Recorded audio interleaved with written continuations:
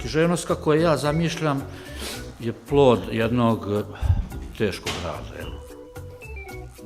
Ja volio da nemam taj neki obsesivno-kompulzivni poremećaj pod navodnicima u pisanju, da moram sad ja toliko raditi na tekstu.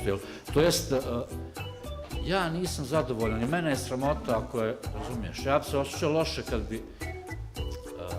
kad neko, znaš, kad napisao knjigu koja možda bi imala, kad ima neki uspjeh, ali ako ja ne shvatram da je dobro, onda je to mene bi to, ne bi se ja dobro osjećao. Imam odgovornost prema tekstu i treba mi vremena da se uvjerim da je to nešto dobro. Recimo ta knjiga Unija, imam sad to u Italiji, imam svog izdavača koji se zove Mimez, koji je neka srednja red veličina, u tim nezavisnim izdavačima jako dobar, ali nije ono neki top, ali su dobri, poznati, imaju mrežu svoju. I sada ta urednica koja radi autorska prava je mene odmah naravno čini izašla knjiga na neviđenom mi odmah, znači, ponudila, nije ona ne može pročitati, nije prevedena knjiga, ona je mene odmah ponudila ugovor, ja sam naravno pristao.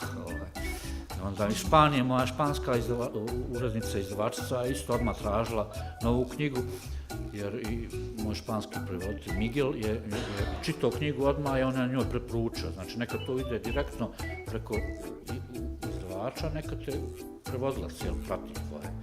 Tako da knjige koje ti već otvore put, one ti omogućavaju da tvoje knjige idu dalje. Pogotovo ako se publika zainteresuje. Alma de mi alma.